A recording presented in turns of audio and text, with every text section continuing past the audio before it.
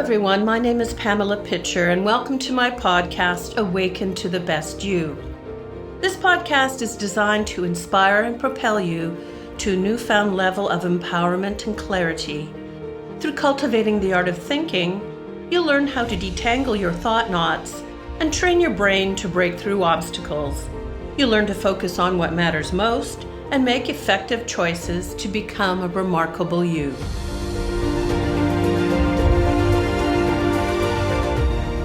Hello, lovely listeners. This podcast will be of particular interest to hypnotherapists, NLP practitioners, psychotherapists, or anyone who'd like to better understand how hypnotherapy works. I first met my guest, Jos van Boxtel, a few years ago when he was a trainer at the British Hypnosis Research in London. He taught me self-hypnosis. His communication was clear, his training style was effective, and through his facilitation, I took my hypnotherapy skills up to the next level. Jos has just written and published a new book called Stephen Brooks and the Art of Compassionate Ericksonian Hypnotherapy, for which Dr. Ernest Ross said, "Wow, if it's possible to condense the evolution of psychotherapy over this century and Milton Erickson's legacy with clarity, simplicity, and compassion, this book surely sets the highest standard." Dr. Rossi is a psychotherapist and has been a pioneer of the somatic approach to healing. At British Hypnosis Research, founded by Stephen Brooks, I received a practitioner diploma with distinction in the advanced indirect conversational hypnotic induction techniques of Ericksonian hypnosis and NLP in 2013. Stephen Brooks founded BHR in 1979, the Training and Practice Institute from which he has treated thousands of clients and trained hundreds of students in the art of indirect hypnosis. Prior to this, I had become a master of NLP, and I refer to Neuro-Linguistic Programming, NLP, as the social science of success. Upon completion, I felt I required a deeper understanding of NLP. I still had a few missing bits. When I studied under Stephen's tutelage, the questions that remained for me about NLP were clarified. Ericksonian hypnotherapy is named after Dr. Milton Erickson, who created the indirect method of conversational hypnotherapy. He was an American psychiatrist and psychologist, specializing in medical hypnosis and family therapy. He created a conversational technique to communicate with a patient's unconscious mind, thus allowing them to heal themselves. He was considered a creative genius. He was a pioneer in hypnosis therapies to the point of achieving a legendary status. Personally, I have suffered from depression off and on during my life. I no longer look at depression as a negative. It's simply my soul telling me that I'm off track and advising me to seek help and change what I'm doing. I was referred to a hypnotherapist during a time that I didn't realize I was depressed, yet I was confused enough to know that I needed help. Hypnotherapy changed my life for the better. From my perspective, Jos's book is a triumph and a must-read for NLP coaches considering studying hypnotherapy, for hypnotherapists to raise their game, and indeed psychotherapists who wish to learn more about the field. In the book, Jos pays homage to Stephen Brooks and his work, and rightly so. Jos told me Erickson is his guru, and one of his missions in life is to pass on Erickson's work to the next generation. He does this in collaboration with Brooks. His motivation comes from the highest good, as does his work with private clients and those he trains. In this podcast, you will learn of his values and beliefs, and the troubled past that has created the man he is today, changing the world, one person at a time. Should any of you wish to reach out to Jos, he can be contacted via his training institute in the Netherlands at www.mindspringtraining.nl. It is my pleasure to introduce you now to Jos van Boxtel.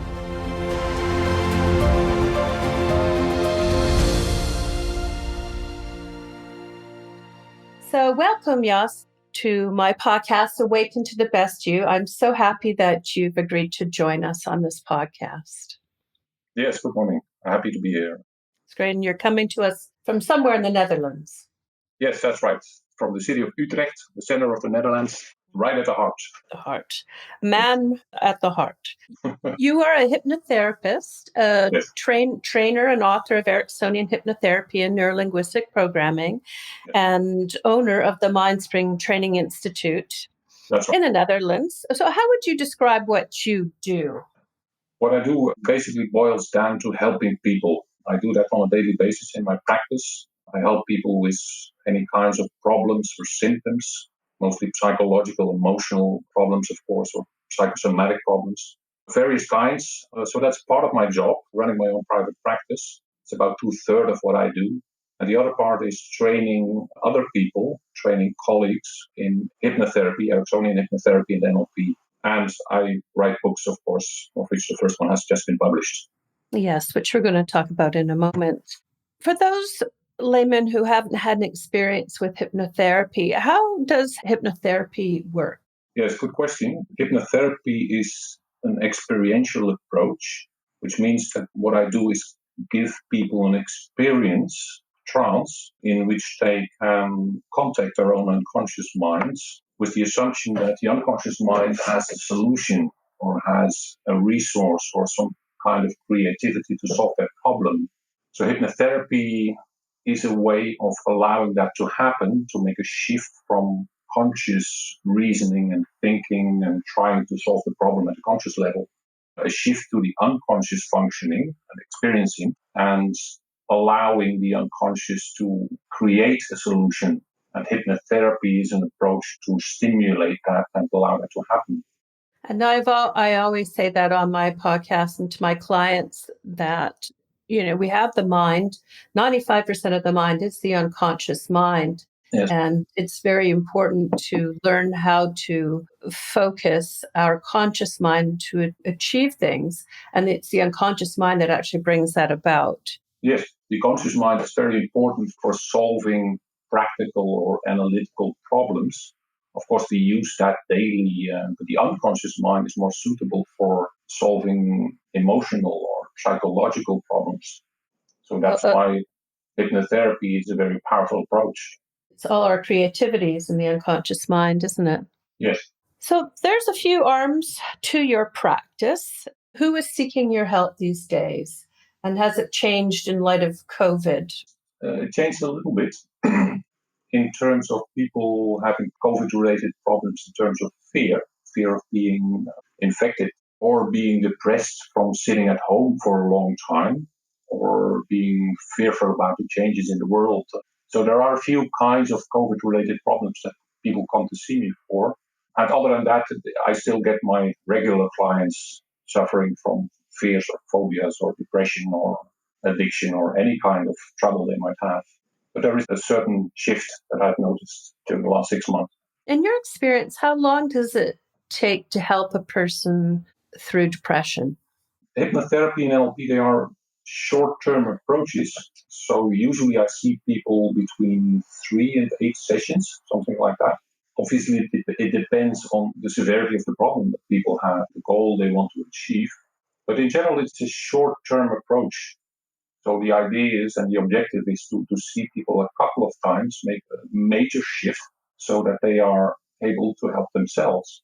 Yeah, I think that's one of the things that really to hypnotherapy and neurolinguistic programming is that it provided me, and as a coach, it provides, and a hypnotherapist, it allows me the tools to help others help themselves. And Yes. One doesn't dwell on the past and relive it and over again. It's not helpful to focus on the hurtful things in life. And so how to change your focus to engage your unconscious mind and move forward quite quickly. It's pretty amazing tools to use. Yes, they are. Absolutely. Can you tell the listeners about your story that has led you to where you are now? I think you grew up on a farm. Yeah, I did. I grew up on a farm in the south of the Netherlands, in a small village. I was a very shy and silent boy, actually, which is remarkable because language has become my expertise in the end.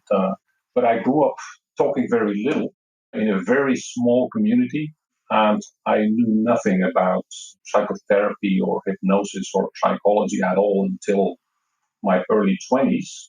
I studied physics at the time. And during that time, I had a very severe personal crisis in my life. So I started searching for approaches to find help.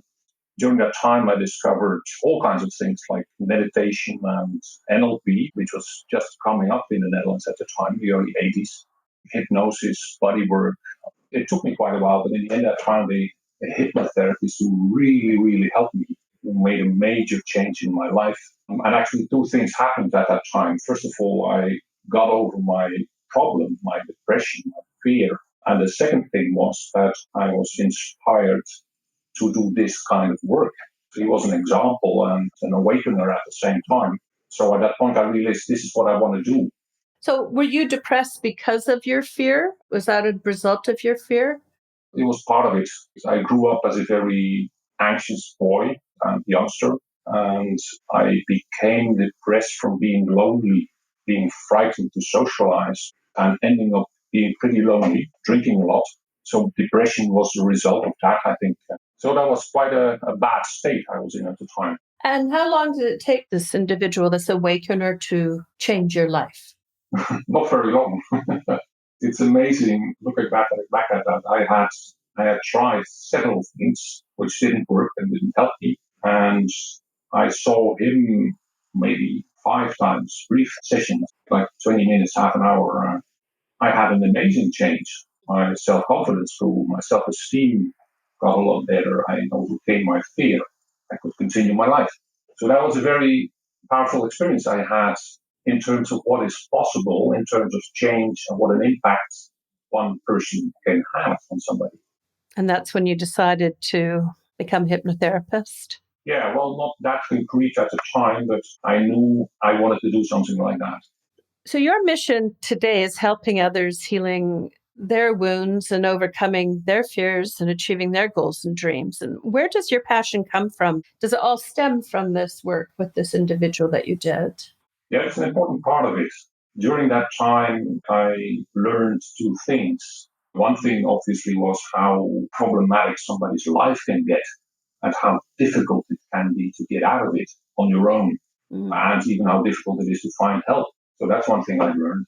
And the other thing I learned was that if you find the right person and the right approach, change can be very quick and effective and healing. So looking back, that was an important start of what I developed later, and a huge part of my passion in life now, my mission in life, the ability to make a difference in somebody's life. So did you go through a lot of people before you found this person? Yeah, quite a lot. Yeah. The good thing is that there's more trained hypnotherapists and NLP practitioners out there in the world. I think having to help people see through the myths of hypnotherapy, because you practice Ericksonian hypnotherapy. Can you talk about how that's different than how they might have viewed hypnotherapy in the past? Especially from watching television and things like that. I think there's a lot of misconceptions out there.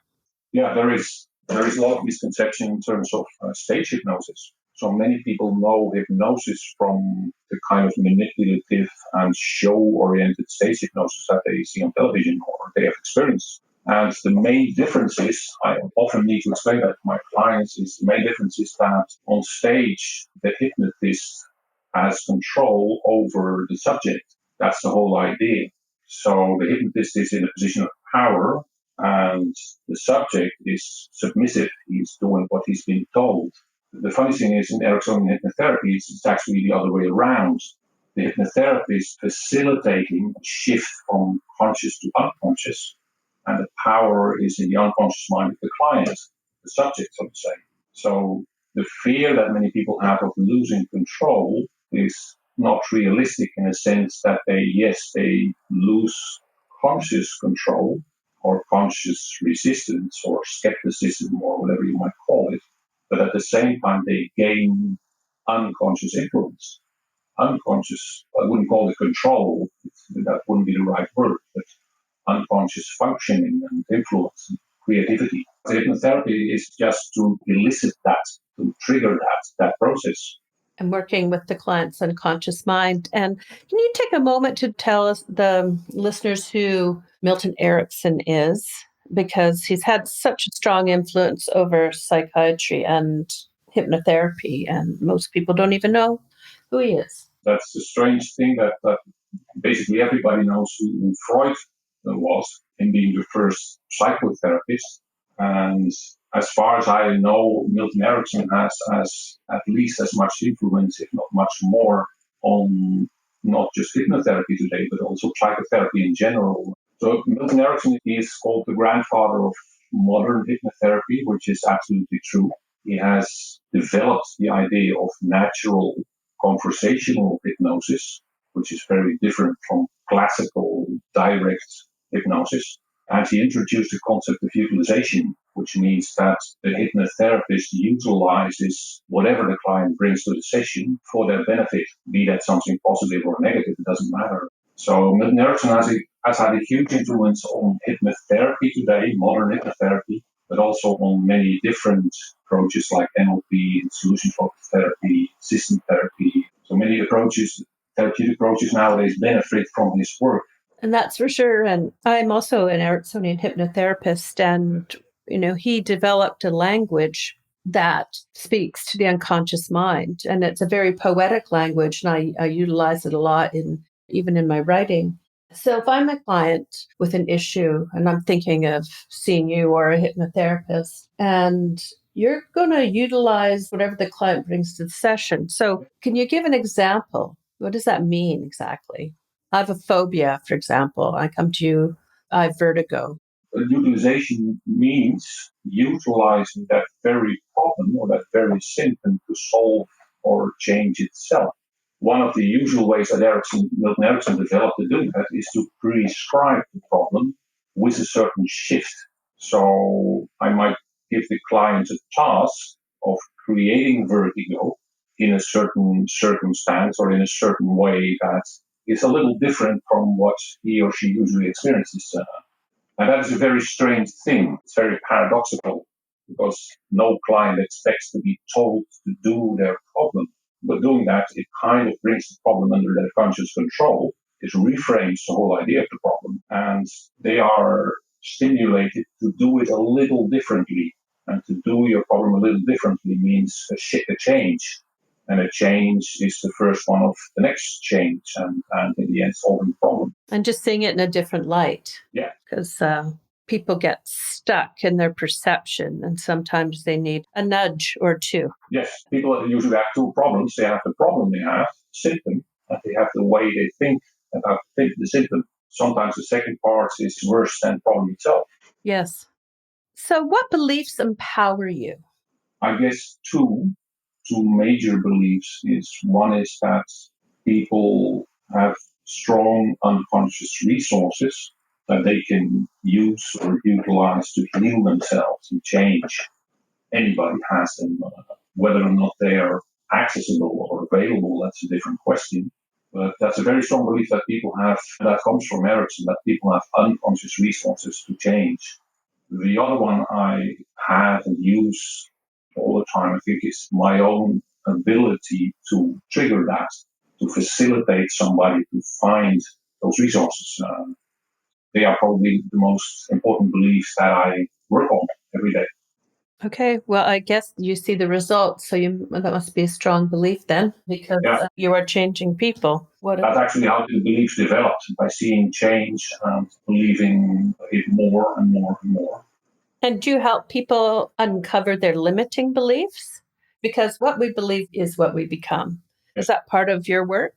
Yes, absolutely. A major part of my work is uncovering limiting beliefs. And then, of course, the next step is changing them, facilitating that process. Yes, I agree. Limiting beliefs are a major part of people's symptoms and problems. And often they're unconscious. Yeah, oftentimes they're unconscious. We're not aware.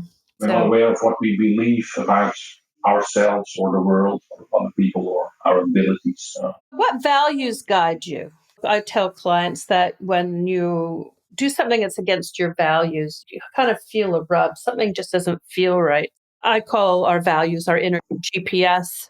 What values guide you? I think the main value that guides me in my work and in my life is growth. I've been learning throughout my life, all my life. I'm still learning.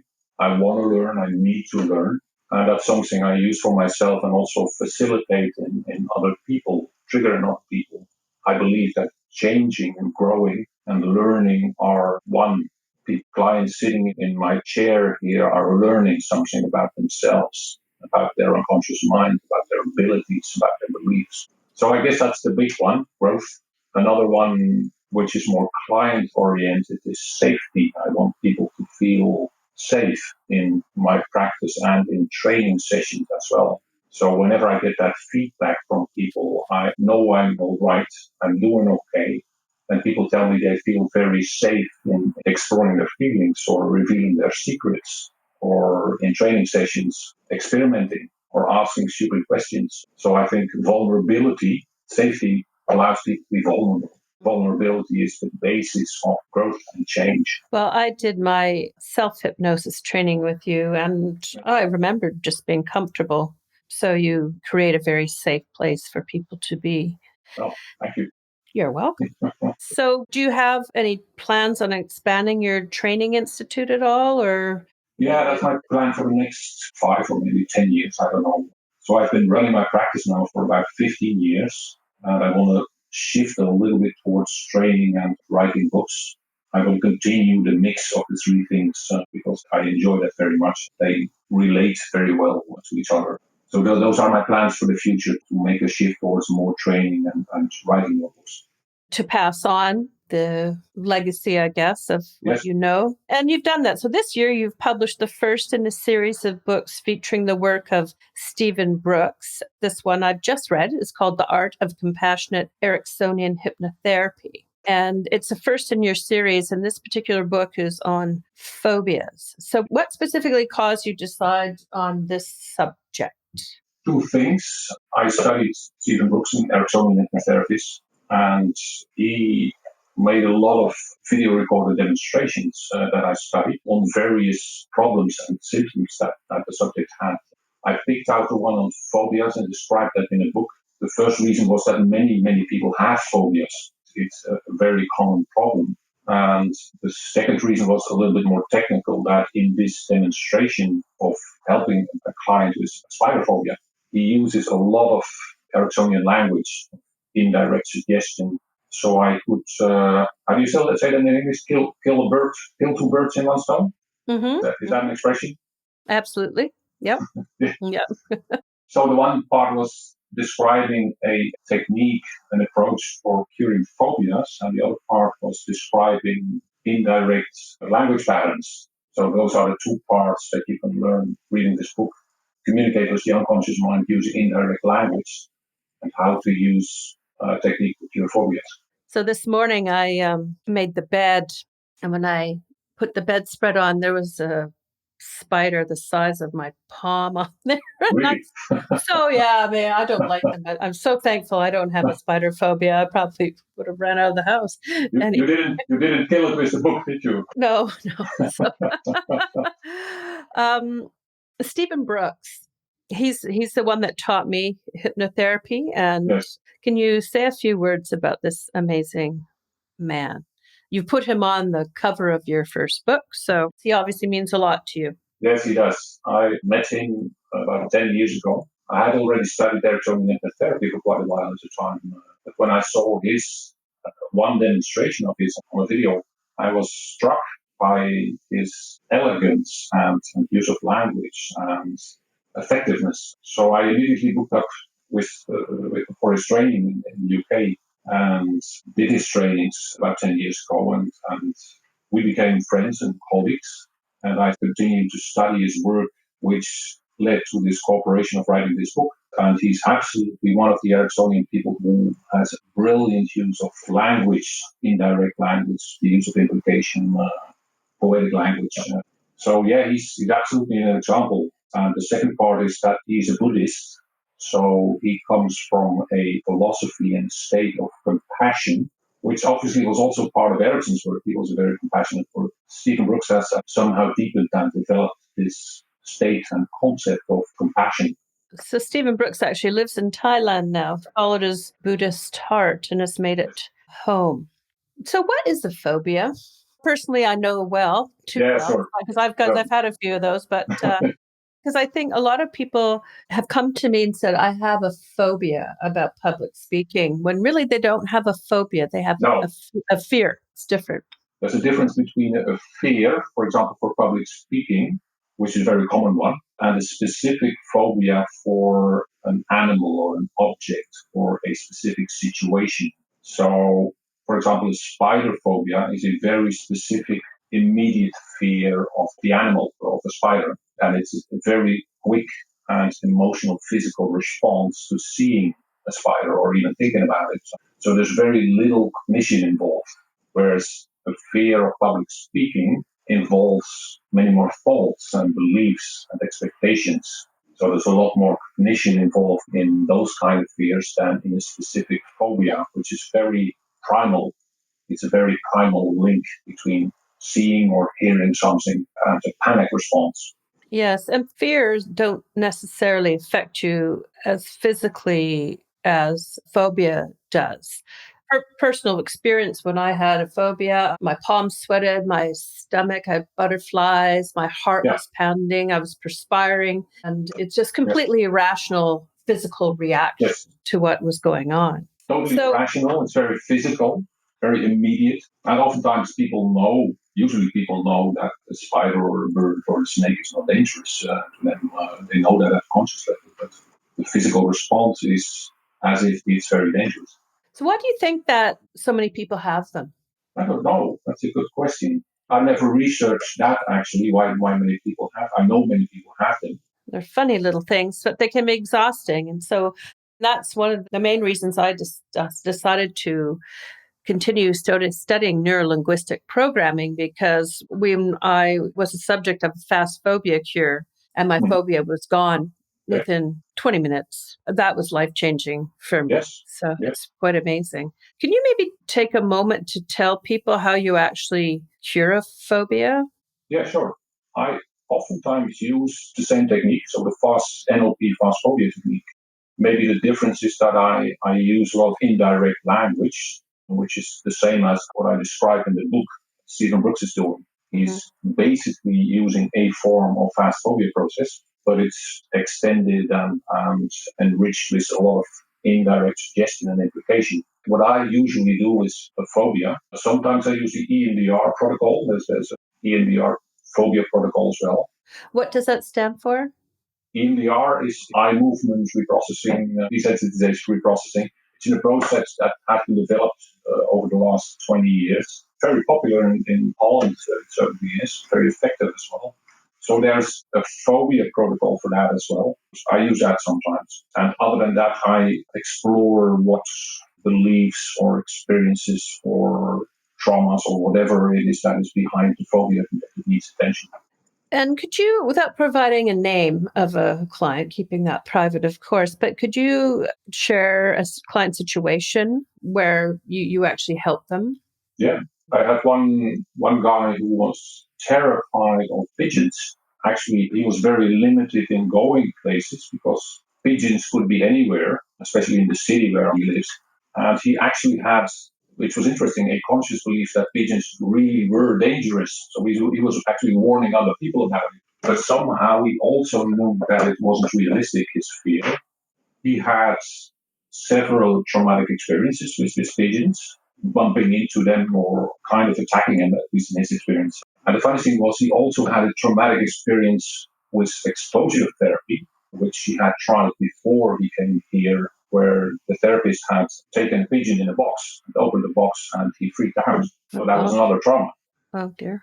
I believe I did both. I did the NLP fast phobia process, which helped a little, allowed him to make a first step. I did the EMDR process after that and did some belief work because he had limiting beliefs about his phobia and about pigeons and birds in general. So those were a couple of sessions, but I think he was able to reduce it to about 20%, and that was fine for him.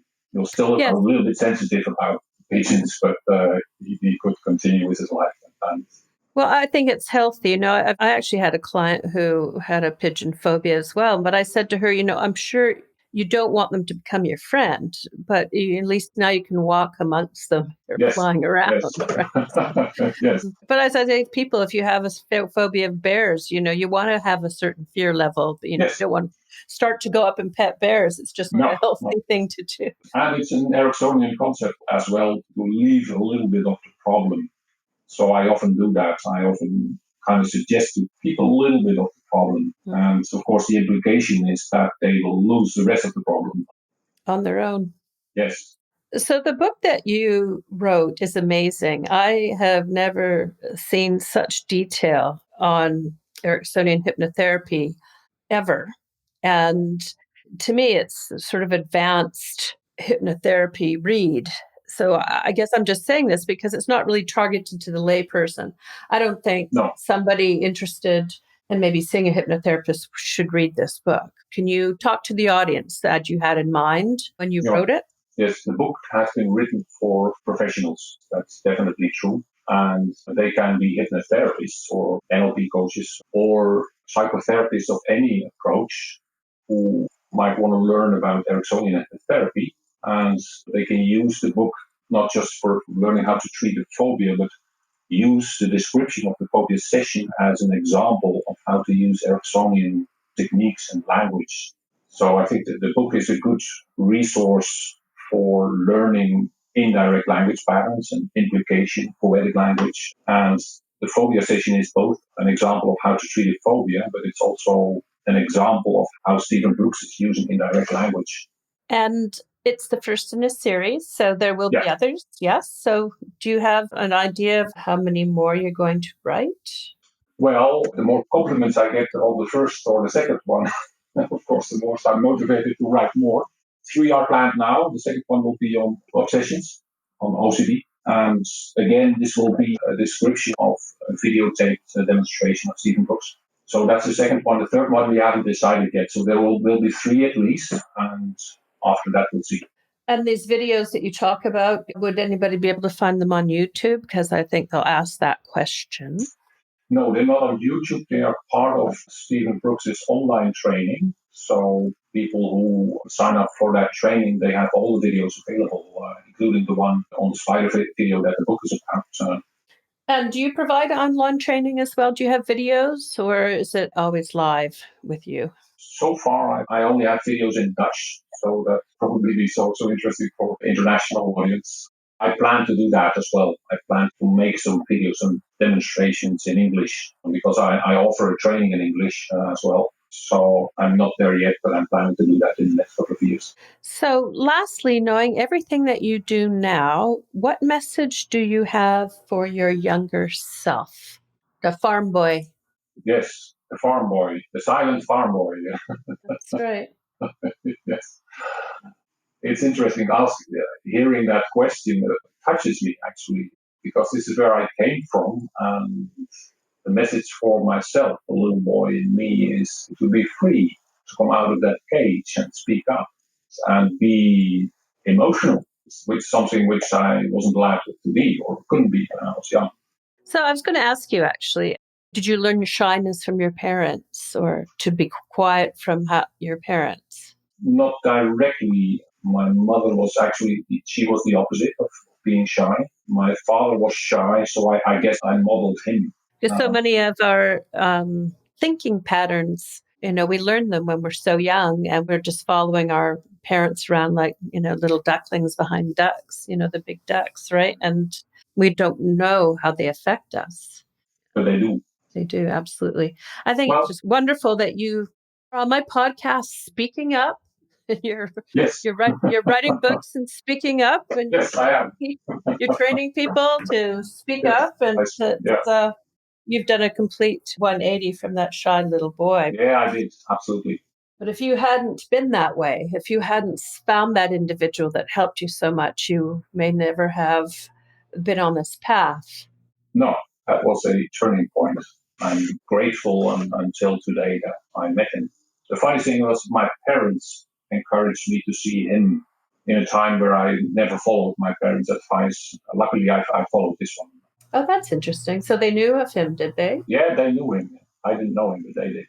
Oh, okay. So That's wonderful. You got that support from your parents, and you didn't expect it. So No, not at all. Not at all.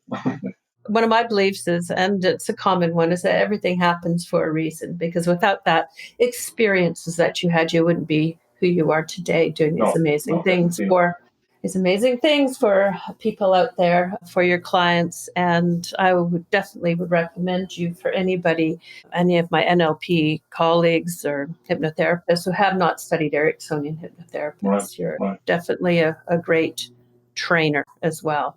Well, thank you very much. Well, thank you. And thank you for joining me. Yeah, you're welcome. I look forward to book number 2. Yes. I'll get going. Okay. Thank you. Thank you.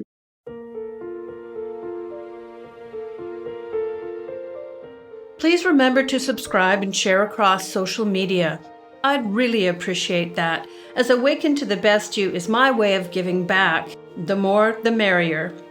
And I'd also love to read your comments, so please send your feedback my way so I know how to help you the most. Thank you again. Ciao for now.